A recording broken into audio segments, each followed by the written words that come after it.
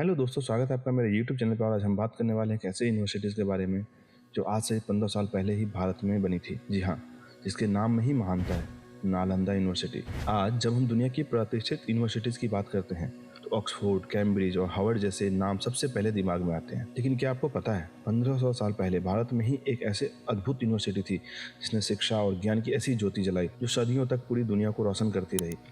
हाँ, यह कहानी है नालंदा विश्वविद्यालय की, जो न केवल भारत की बल्कि पूरे दुनिया की शिक्षा का सबसे बड़ा केंद्र थी। इस यूनिवर्सिटी में सिर्फ धार्मिक ग्रंथों का अध्ययन नहीं होता था, बल्कि विज्ञान, गणित, चिकित्सा, ज्योतिष, दर्शन शास्त्र और कला जैसे विषयों की गहरी पढ़ाई करवाई जाती थी। नालंदा शब्द अपने आप में एक विशेष अर्थ रखता है। यह 3 संस्कृत शब्दों से मिलकर बना है, ना प्लस आलम प्लस दा। इसका अर्थ है एक ऐसा उपहार जिसकी कोई सीमा न हो। और वास्तव में नालंदा केवल एक शिक्षण संस्थान नहीं, बल्कि ज्ञान का खजाना थी। कहा जाता है कि यह यूनिवर्सिटी एक आम के बाग में बनाई गई थी। नालंदा विश्वविद्यालय की स्थापना 5वीं शताब्दी में गुप्त वंश के राजा कुमारगुप्त प्रथम ने की थी। इसके बाद हर्षवर्धन और पाल वंश के राजाओं ने इसे और भी विकसित किया। यहाँ पढ़ाई का स्तर इतना ऊंचा था कि दुनिया भर के छात्र यहाँ आने के लिए ललायत रहते थे। चीन, Korea, Japan, Sri Lanka, Tibet, Myanmar, कई अन्य देशों के छात्र यहाँ शिक्षा ग्रहण करने आते थे। चीन के प्रसिद्ध यात्री हुएंगसांग और इतिसंग ने नालंदा में अध्ययन किया और उन्होंने लिखा था, यह विश्वविद्यालय दुनिया की सबसे समृद्ध शिक्षण संस्थाओं में से एक था।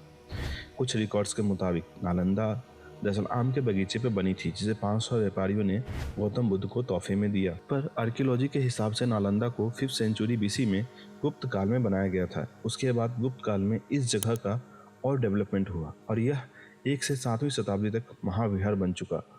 अलग अलग दौर में यहाँ कई महान टीचर्स ने पढ़ाया, जैसे नागार्जुन, बुद्धपालता, शांति रक्षिता और आर्यदेव। जानते हैं स्टूडेंट्स कौन थे? चाइनीज ट्रेवलर यांगसांग जैसे कई लोग दुनिया भर से यहाँ खींचे चले आते थे।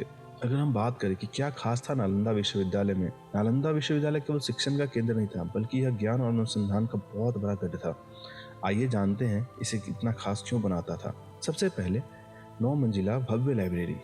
यहाँ एक विशाल लाइब्रेरी थी जिसे धर्मगंज कहा जाता था। इसमें लाखों किताबें, ग्रंथ और पांडुलिपियां संग्रहित थी।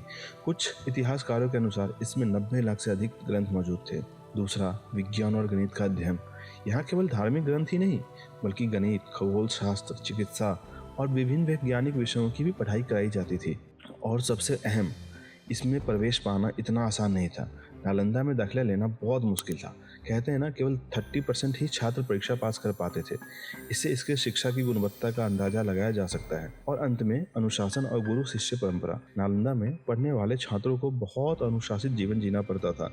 यहाँ पढ़ाने वाले आचार्य न केवल शिक्षण में निपुण होते थे, बल्कि वो अपने शिष्यों को नैतिकता और मूल्य भी सिखाते थे। फिर एक साजिश रची गई ज्ञान की रोशनी को बुझाने की।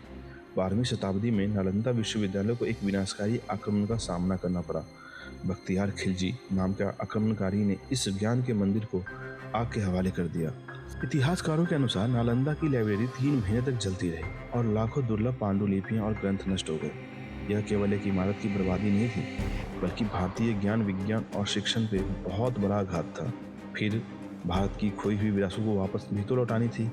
लेकिन कहते हैं ना, ज्ञान को खत्म नहीं किया जा सकता। सदियों बाद भारत ने फिर से नालंदा को पुनर्जीवित करने की पहल की। डॉक्टर APJ अब्दुल कलाम के प्रयासों से नालंदा को फिर से स्थापित करने की योजना बनी और आज नालंदा इंटरनेशनल यूनिवर्सिटी एक बार फिर से भारत में शिक्षा की नई रोशनी बन रही है। भारत का गौरव और दुनिया के लिए यह सीख थी।